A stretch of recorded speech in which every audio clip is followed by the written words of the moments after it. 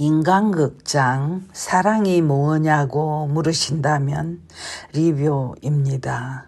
2016년 작이니까 6, 7년 전에 방영된 작품이지요. 배경은 경북 영양 깊은 산골입니다. 김용섭 할아버지랑 서정선 할머니 부부의 예사롭지 않은 깊고 따뜻한 사랑 이야기입니다. 두 사람의 나이는 77세 동갑인데요. 일을 너무 많이 해서인지 정선 할머니의 등은 기역자로 굽어 있습니다. 고생을 너무 많이 했기 때문일까요? 얼굴 역시 너무 늙어서 할아버지보다 더 나이 들어 보입니다. 아내에 비하면 남편은 아직 꼿꼿한 편이고 얼굴도 깔끔하지만 젊을 때는 늘 아파서 자리에 누워서 골골하며 지냈고 늑막염을 앓아 많이 힘들었다고 합니다. 서정선 할머니는 원래 대구에서 쌀밥만 먹으면서 여유 있게 살았다고 하는데요. 23살쯤 친척이 산골 총각의 성품이 너무 아깝다며 중매를 했는데요. 시집이랍시고 막상 가보니 깊은 산골에다 찢어지게 가난한 집에서 남편은 늘 누워서 앓고 있더라네요. 눈앞이 캄캄한 신부가 신랑을 바라보니 그렇게 불쌍하더라고 합니다. 부모가 계시는데도 아파 누워있는 모습이 왜 그렇게 불쌍하던동이라며 할머니는 지금도 눈시울을 적십니다. 흔히들 사랑의 시작은 연민이라고 말들을 하는데요. 그런가 봅니다. 그나마 다행인 건 어떤 경우에도 남편은 잔소리를 하는 법이 없고 아내의 사랑을 감사하고 고마워하는 건 예나 지금이나 마찬가지여니 할머니의 사랑이 허무하진 않지요. 시어머니께서도 천성이 어지러서 산골에 들어와 고생하는 며느리를 늘 보듬어 주시고 고마워하셔서 시집살이가 고된 건 몰랐다고 합니다. 끔찍한 가난 속에서 남편은 늘 아파서 누워있고 살아날 거라는 보장도 없고 반일에 시달리며 담배 농사를 짓고 높은 산으로 올라가 약초까지 캐와야 하는 삶. 그 와중에도 아내는 남편의 병을 낫게 하기 위해 허구한 날 약초 달인 물을 먹이고 또 먹였다고 합니다. 그러다 보니 차츰 생기를 찾고 남편이 살아났다고 하는데요. 그야말로 몸이 가루가 되도록 일을 하고 또 했지만 가난을 벗어나기는 태어난 자식들을 옷조차 못 입히고 거의 벌거벗은 몸으로 키웠다고 합니다. 그러다가 하루는 아이들의 담임교사겠지요. 가정방문을 와서 보고는 어이없어 하다가 돌아가서 헌옷을 한 보따리 모아서 보내왔더라고 합니다.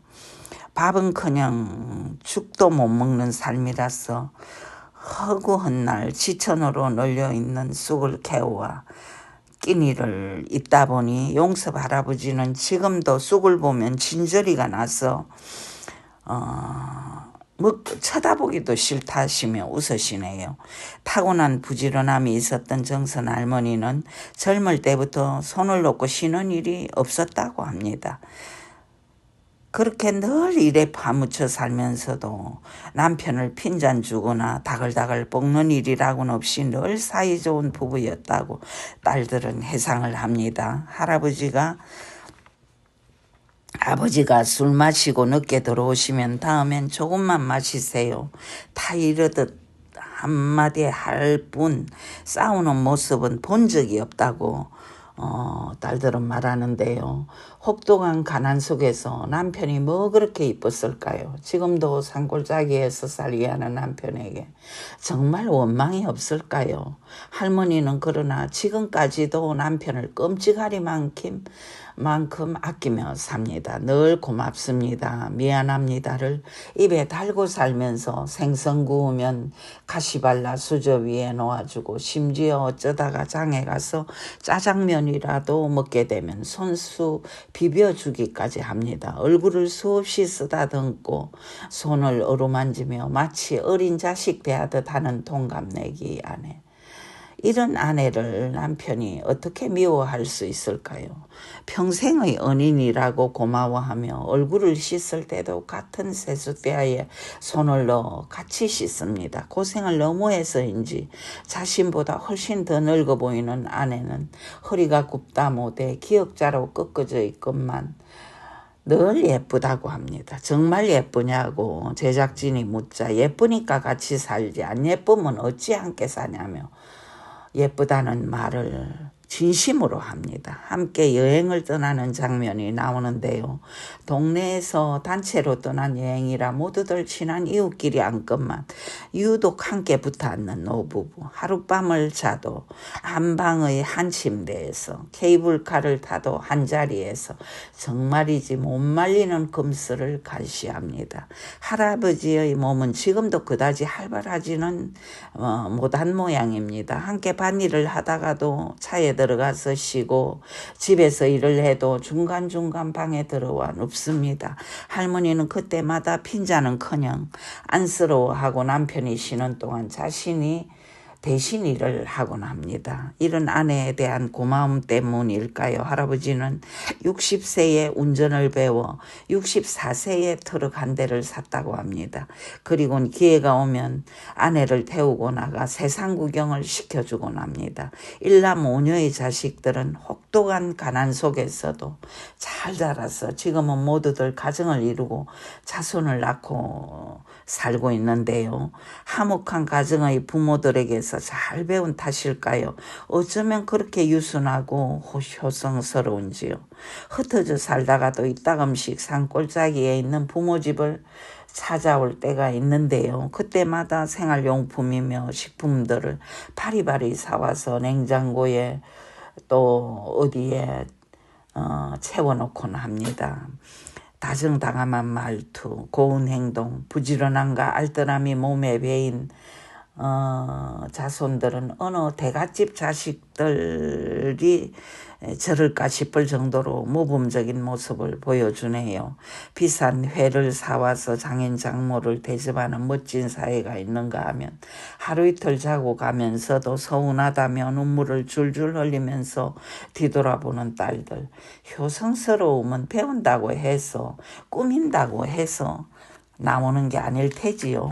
용돈도 아쉽지 않게 붙여오고 택배도 많이 붙여오고만 노부부의 내핏 생활은 아직도 계속되고 있습니다. 할아버지의 보양식을 준비할 때나 아끼지 않지 그 외의 모든 것을 아끼고 또 아낍니다. 지금은 형편이 나아졌건만 비누 아낀다고 잿물을 만들어 빨래를 씻는가 하면 누더기로 변한 옷도 손수 바느질에 기워서 일복으로 입곤 합니다. 재봉틀 한 대 들여놓을 형편이야 대구도 난것만 이젠 바느질은 손수 꿰매고 홈질하고 박음질하고 정말이지 끔찍할 정도로 아낍니다. 맞다리 말하지요. 어머니는 평생 무언가를 사는 일이 없다고 모든 걸 재활용해 쓴다고 몇 년 전부터 전기는 들어오는데 상수도 시설은 안 되어 있는 걸까요? 아직도 부부는 펌프를 이용해 지하수를 끌어올려 쓰는 모양입니다. 이따금씩 고장까지 이렇게 부부를 난감하게 하는데 그런 일엔 이미 이력이 나서인지 할아버지가 오랜 시간 뚝딱거리며 고치곤 합니다. 이런 상황 때문인지 부부는 물을 쓰는데도 이만저만 아끼는 게 아닙니다. 한 바가지 떠놓은 물로 머리 감고 목욕하고 걸레까지 빨고 나서야 버립니다.